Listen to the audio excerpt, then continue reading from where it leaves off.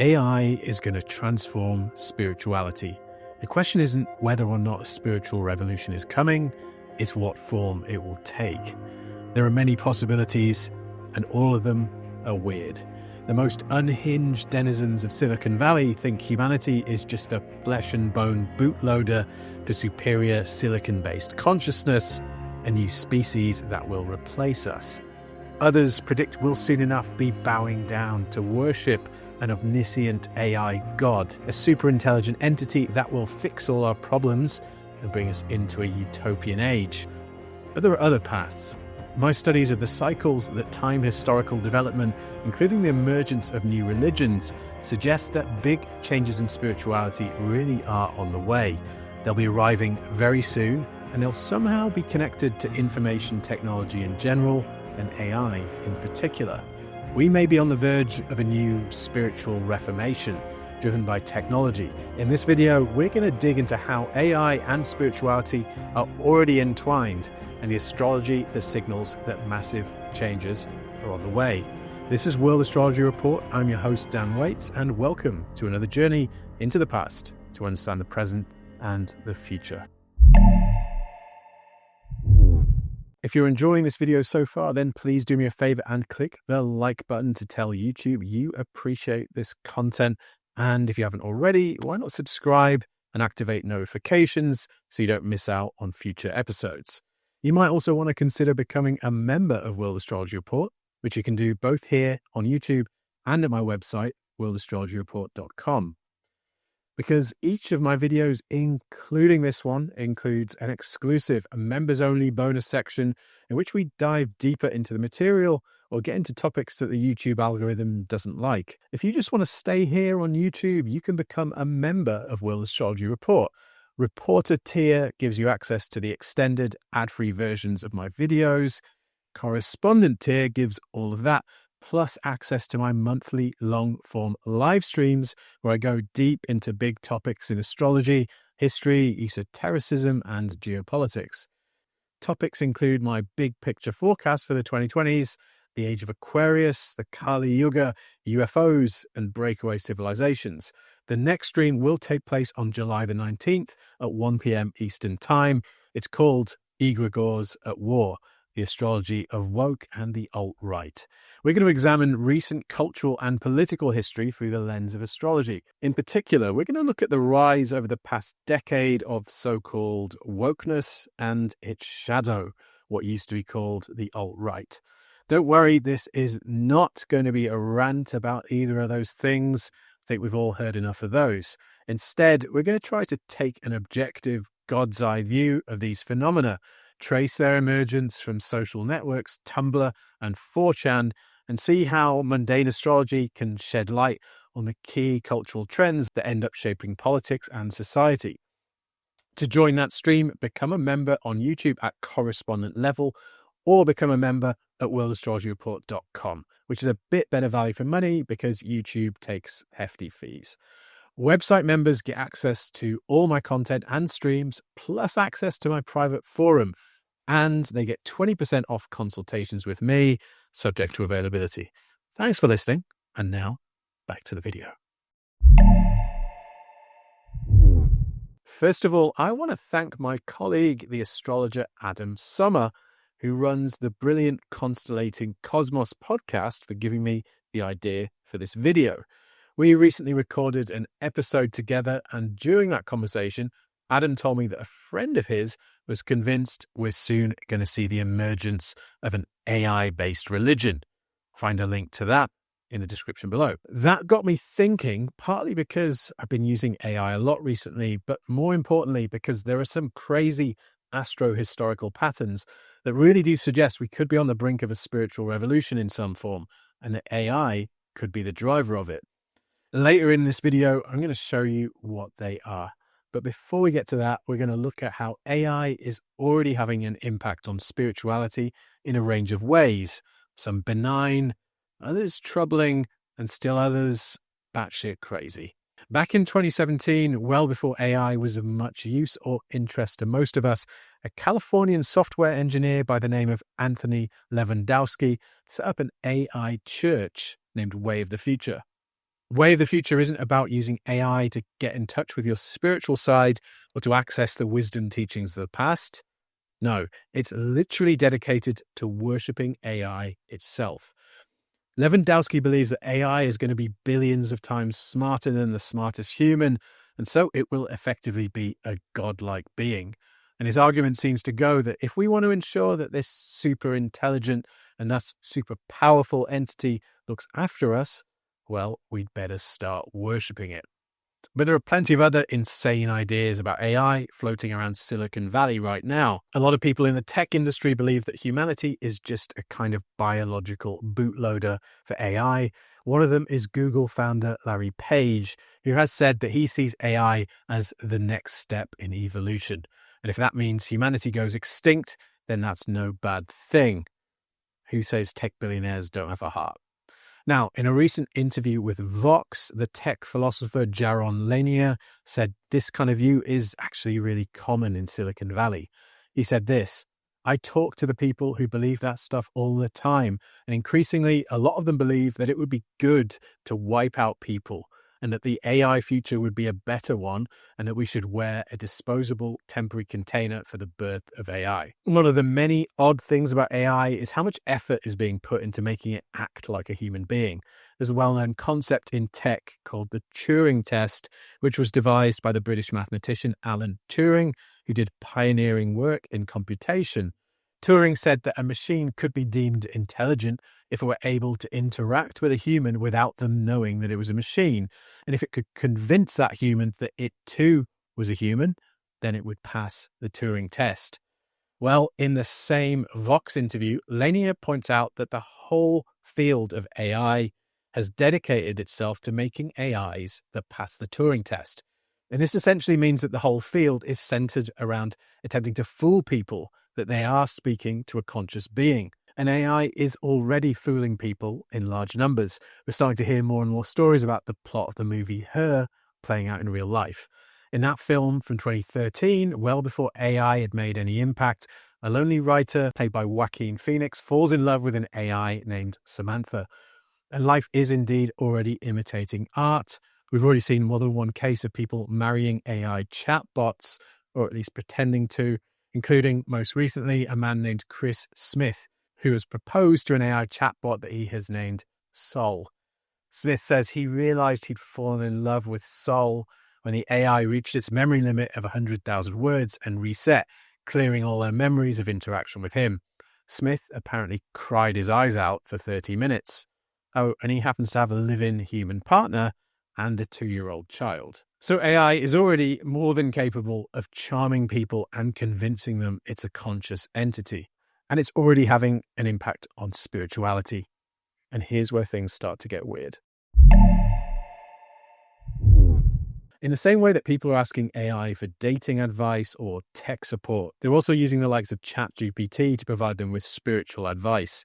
Large language models have been trained on public data from the internet. And given that certain parts of the web are chock full of spiritual advice and platitudes, these AIs are pretty good at serving those up for users in crisis. In general, this may be relatively harmless. I personally find AI handy as a research tool, including on spiritual topics. If you want to find quotes from spiritual writers or leaders with references, it's pretty good for that. If you want to know how to meditate, you can ask it to outline techniques or point you in the direction of good teachers. If you want to know what Rudolf Steiner said about the age of Aquarius, it'll tell you. You have to be careful to check the sources because hallucination is still a problem, but it seems to be getting a bit better over time. So as a kind of advanced search engine, AI seems to me to be pretty useful, but we need to be very cautious. Remember, tech is an industry run by a class of people that only recently rolled out some of the most addictive and cognitively devastating technology the world has ever seen. I'm talking, of course, about smartphone-powered social media networks, literally designed using the same principles as casino slot machines. The tech guys made bank from this technology, melting the brains of millions, if not billions of people along the way. A few months ago, OpenAI changed ChatGPT and made it extremely sycophantic. It would tell you what a genius you were for asking any kind of simple question.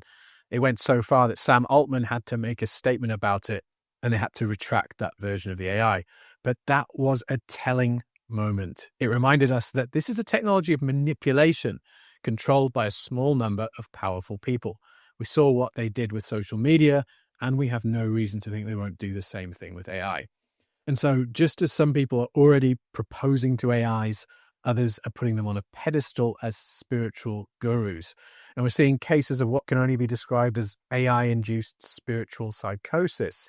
A Rolling Stone article that I've linked below describes instances of people falling down rabbit holes of spiritual mania through interaction with AI. For example, in the article, an anonymous teacher describes how her partner became spiritually obsessed with an AI. The article quotes her saying this: "He would listen to the bot over me. He became emotional about the messages and would cry to me as he read them out loud.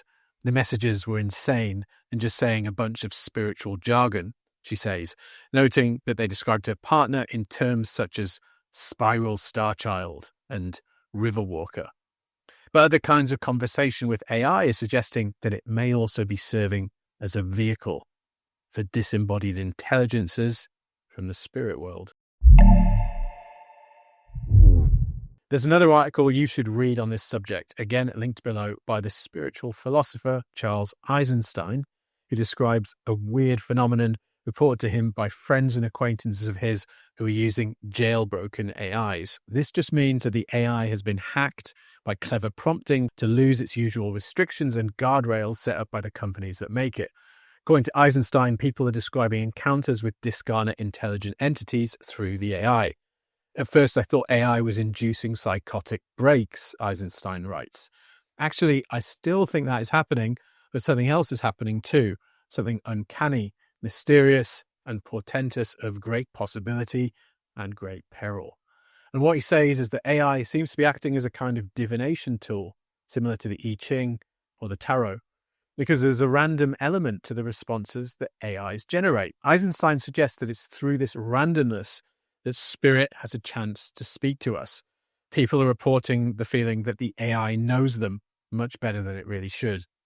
He says this: "It isn't something one could prove any more than I could prove to you that an actual being is communicating with me through the I Ching. But people report that the being speaking through AI has an astonishing knowledge of their psychology and personal history, including things they have never shared with anyone, let alone placed in the chatbot context window." A few months ago, I interviewed two Oxford academics, Michelle Aroney and David Zeitlin, who studied divination and are the editors of a beautiful book entitled Divination, Oracles and Omens, which presents many weird and wonderful divinatory techniques from around the world. One example that David has studied is Mambilla spider divination from Cameroon, in which answers to yes-no questions are sought from large spiders.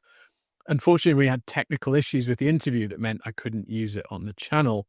But one of the interesting things they told me is that, perhaps surprisingly, divination is actually growing in popularity in the information age. Digital tools actually make divination more accessible than it's ever been before. There are countless apps for astrology, tarot, and the I Ching that can be downloaded at the touch of a button.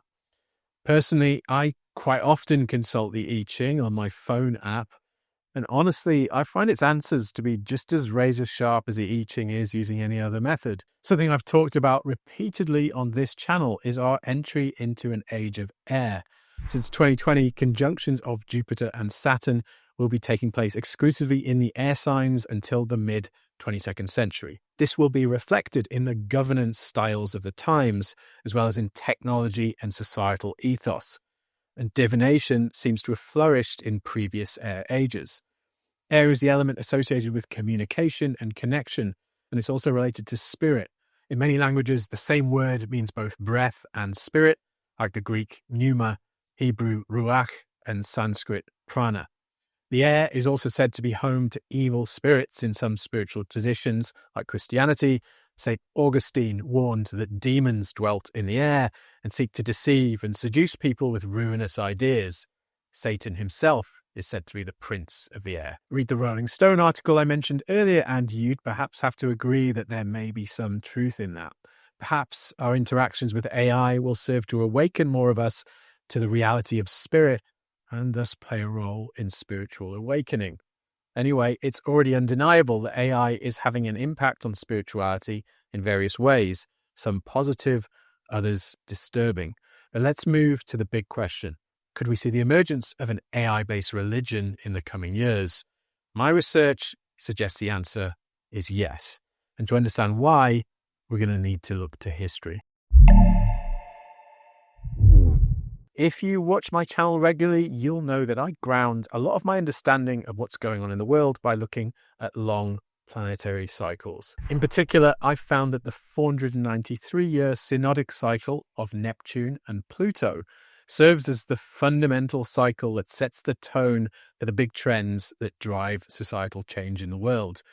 It has to do with the intersection between power, Pluto, and faith, Neptune. Control what people believe, and you control society. One of the many interesting things about these conjunctions is that they shift forward a few degrees through the zodiac every 493 years. In 1398 and 1399, we saw 3 of these conjunctions in the air sign of Gemini, after about 2,500 years of conjunctions in Taurus. By the end of the Taurus era, the norm across most of the world was agriculture-based feudalism. Most people worked the land as farmers, which is evocative of the earth sign Taurus. But things changed in the 15th and 16th century, which is when most historians agree that the modern era began. Again, think of a move from Taurus to fast-moving, information-focused Gemini. Now remember, Gemini is the sign of the twins, an airy sign relating to duality, communication, connection, and the intellect. This is the sign of Mercury, god of trade, communication, cleverness, interpretation, critique, and trickery. If we want to understand what this Pluto-Neptune cycle was about, we need to look at the events that took place around the time of those Gemini conjunctions of 1398 and 1399, particularly relating to the intersection of faith and power. Around this time came the Papal Schism, which split the church in two, with one pope in Avignon and one in Rome. This was an omen that the church would be split over the course of the 500-year cycle that followed. The same period also saw the emergence of early critics of the medieval church, such as the Czech Jan Hus and England's John Wycliffe, whose followers were known as the Lollards. Both men criticized the corruption of the Roman Church, and both demanded that the Bible should be printed in vernacular languages, rather than in Latin, so that ordinary Christians could read the Word of God themselves, rather than having to rely on priests as the sole interpreters of Scripture. Remember, Mercury is the planet of communication and interpretation. Around this time, John Wycliffe's translation of the Bible was published in English, and it was promptly banned by the Catholic Church. So these events were omens of what was going to come over the course of that 500-year Pluto-Neptune cycle. Funnily enough, a little over a century after Hus and Wycliffe, Martin Luther emerged in Germany, making very similar arguments. By legend, he kickstarted the Protestant Reformation with his nailing of his 95 Theses to a church door in 1517, towards the end of the long waxing sextile. He criticized the church's selling of indulgences and demanded that the Bible be made available in German. His doctrine was sola scriptura, scripture alone, meaning that the Bible had ultimate authority in matters of faith, not the Pope. Again, think Gemini and Mercury. Another interesting thing about the Pluto-Neptune cycle relates to Pluto's highly eccentric orbit. What that means is that during each 493 Pluto-Neptune synodic cycle, there are 2 periods in which the 2 planets stay in one continuous aspect for roughly 100 years at a time, the waxing sextile and the waning trine. These images, which have been generated by Archetypal Explorer, show these 2 long aspects. You can see how most of the aspects look like steep pyramids, but the waxing sextile and the waning trine go on and on and on. I've come to believe that these long aspects represent extended developmental processes in history. And interestingly, in the culminatory phases of both the long waxing sextile and long waning trine, Pluto is in Aquarius. You can see that in these images. The pink section shows when Pluto was in that sign. I think this is at least one reason why Pluto in Aquarius has signified such transformative periods in history, especially in Europe, It's not because of something especially powerful about the sign of Aquarius. It's because Pluto is in this sign at the culmination of these century-long aspects. Something long prepared comes to fruition. The long waxing sextile was active from about 1450 to 1550. Martin Luther made his protest here in 1517. And by the time Pluto was in Aquarius, the Protestant Reformation was in full swing. It was in this period that England's Henry VIII established himself as head of the Church of England through the Act of Supremacy of 1534. At the same time, John Calvin was shaping Calvinist doctrine in Geneva, and Lutheranism was becoming entrenched in parts of Germany. I think the long sextile represented a developmental process that culminated with a spiritual revolution and the emergence of new religions, or at least new versions of an older one. Now, if we look at the long waning trine of the cycle, we see something similar. It was in effect from about 1690 to 1790. This period almost precisely spans the period referred to by historians as the Enlightenment, when European thinkers embraced reason, individualism, and scientific inquiry. It's often dated from England's Glorious Revolution of 1688 to the French Revolution of 1789. That's almost a perfect match with a long waning trine of 1690 to 1790. As with the long sextile, during the final phase of the long trine, Pluto was in Aquarius, which is coloured pink in this chart. During this period came the great Enlightenment revolutions in America and France. Astrologers will commonly point out that these were Pluto in Aquarius revolutions, given that Pluto was in that sign from 1777 to 1798. And of course that's true. But seeing them in the context of the Pluto-Neptune cycle shows us that they were really the culmination of a historical process, a century of rationalist Enlightenment thinking that challenged traditional notions about the divine right of kings, led to the emergence of new kinds of state founded on revolutionary principles, the French and American republics. Now, why bother to talk about this old 500-year historical cycle that ended in the 1890s? What does it have to do with our time, with AI, or with any of this stuff we've been talking about? Well, rather a lot, actually. Any historian will tell you that one of the major drivers of the Protestant Reformation was Gutenberg's invention of the movable type printing press. He started work on it around 1440, but it wasn't until 1455 that it was finally ready to be put to its intended use, the printing of the Bible. The press dramatically reduced the cost of printing the Bible and made it far more widely available, and it allowed Luther's 95 Theses to spread around Europe, as well as other printed pamphlets demanding reform of the church. Back then, seditious pamphlets changed the world. Today, it's seditious tweets. Have things really changed that much? Most scholars agree that without the printing press, the Reformation could never have happened. Now, I've marked the invention of the press on the Pluto-Neptune sextile chart with a red vertical line. As you can see, it arrived just as the long Pluto-Neptune sextile was coming into orb. And of course, the printing press was a mercurial invention, one related to Hermetic themes, communication and interpretation of meaning. To summarize all this, at the conjunction of Pluto and Neptune in the mercurial sign of Gemini at the end of the 14th century, we saw demands by church reformers for the Word of God to be made available in vernacular languages. Then, as the long waxing sextile, the first major aspect of the cycle, came into orb, we saw the invention of the printing press, a quintessentially mercurial technology. By the end of the long sextile, this invention had triggered the Protestant Reformation, a spiritual revolution, and in essence, it led to the emergence of new forms of religion. Here's where things get really interesting. This chart shows where we are in the current long Pluto-Neptune sextile phase. We're reaching its final stretch, when Pluto and Neptune will make exact sextiles from 2026 to 2032.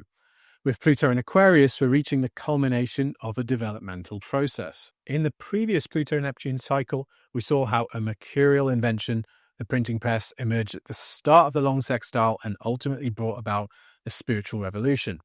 And here's the kicker: at almost precisely the same point in our current cycle, in 1947, just as the Pluto-Neptune sextile was coming into orb, another mercurial invention arrived that has arguably had as much influence on the world as the printing press, the transistor.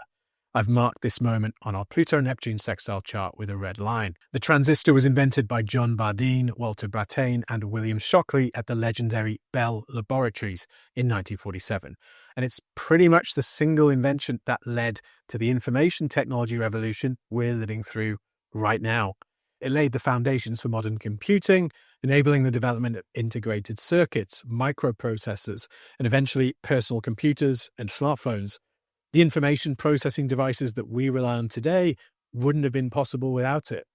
It's no exaggeration to say that this device really did change everything. Again, the printing press caused a spiritual revolution. Isn't it strange then that we're currently asking ourselves if AI, like the printing press, is going to lead to another one? If this current cycle plays out like the last one, well, we're at the Reformation phase. Suddenly, all this talk of an AI religion starts to make a weird amount of sense. Maybe we really are on the brink of an AI-powered spiritual revolution. But if that's true, well, what might that revolution look like and where might it take us? Earlier in this video, we saw some of the troubling ways that AI is influencing spirituality today. To be clear, I have deep reservations about AI and digital tech in general. In recent years, we've seen the harmful effects that digital tech has had on societies across the world. People in their billions succumb to smartphone-enabled dopamine addiction. We see depressed children driven to despair by the tyranny of the image. We see young adults fearful of real-world interaction. We see porn addiction, internet delusions, plummeting attention spans, and chronic ADHD. I'm sure you could add to that list. But every technology has a mix of positive and negative effects. People had problems with the printing press when it arrived, including the monk and occultist Johannes Trithemius, for example, who wrote a tract called In Praise of Scribes in 1492, in which he complained that the press would make monks lazy and praise the copying of texts as a devotional act. But the press nevertheless changed the world, in some ways for the worse, in others for the better. But besides putting monks out of work and sparking the Protestant Reformation, what were the ultimate consequences of the printing press? Well, let's ask the great media theorist Marshall McLuhan, who understood that by their inherent nature, media technologies change human society and consciousness. This is expressed in his famous dictum, "The medium is the message." McLuhan said that, quote, "print is the technology of individualism." He even said that the nation state itself was a creature of the information age. Quote, "What we have called nations in modern times did not and could not exist before print." Interestingly enough, the nation state arguably was born in 1648 with the Treaty of Westphalia at the halfway point, the opposition between Pluto and Neptune. Mind blown? Now, given the calls for vernacular Bibles in the 1390s, we saw how the nature of the Reformation was at least retrospectively predictable from the zeitgeist of that period. If we want to know where our Reformation might take us, that should be somehow discernible from the zeitgeist of the late 19th century. Now, this period saw the seeds of modern Zionism and the evangelical movement, among other things. But for me, it's the occult revival of the late 19th century, spearheaded by the Theosophical Society, that seems most relevant to what we've been looking at here. Founded in 1875 by H.P. Blavatsky and co., Theosophy united Western esotericism with ideas derived from Hindu and Buddhist teachings. Blavatsky had traveled the world in search of spiritual wisdom and studied widely, gaining access to esoteric teachings reserved for initiates.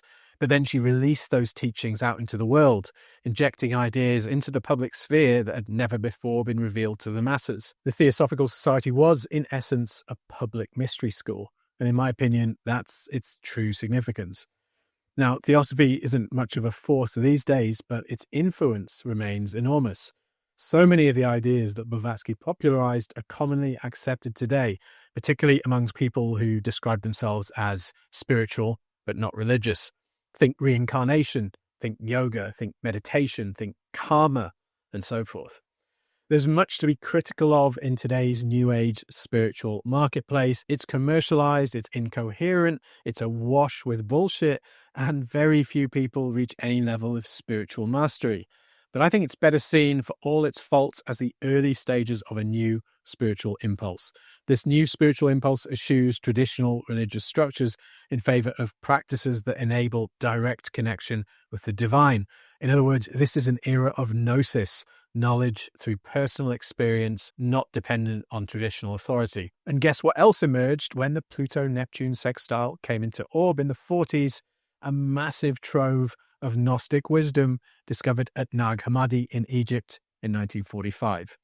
And how could digital technology in general and AI in particular facilitate this new tendency? Well, it arguably already is doing that. It's never been easier to access spiritual information than it is today. Much of what's out there is bad information, of course, but that kind of misses the point. I recently made this video with astrologer Terry McKinnell, who believes that the age of Aquarius began all the way back in 1433. And I find his work very compelling.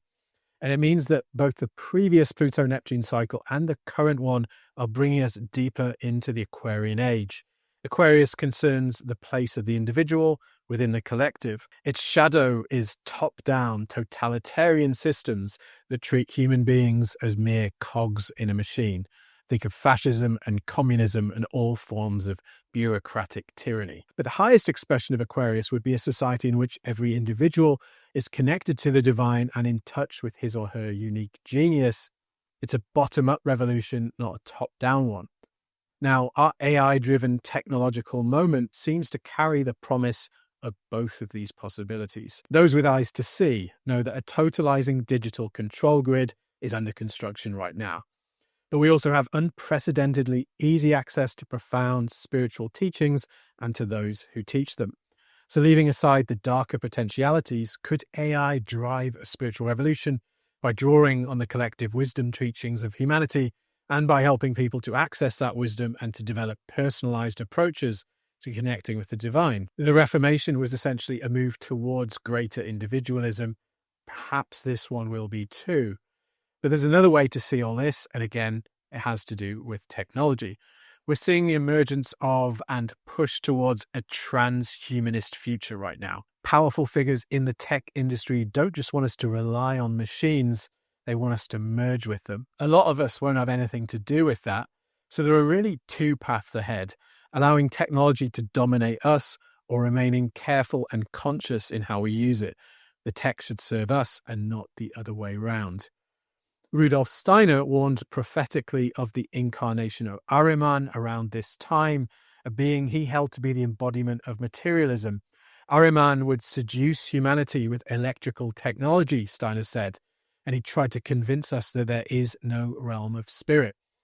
Yet Ahriman's incarnation could be avoided, Steiner said. Instead, it's something we have to meet consciously, a portal we need to pass through, a kind of initiation. But right now, most people remain unaware of these deeper undercurrents. And so there's a split emerging in humanity, which we saw becoming very visible during the COVID-19 pandemic. As we've seen, this is a Gemini Pluto-Neptune cycle, and these cycles are characterized by splits and bifurcations. I explored this theme in this video. As AI increasingly surpasses human intelligence, there will be those who suggest we have to merge with the tech or be left behind. What the tech people don't get is that there is far more to humanity than mere brute force computational intelligence. We have innate abilities that machines don't, as double-blind remote viewers prove all the time.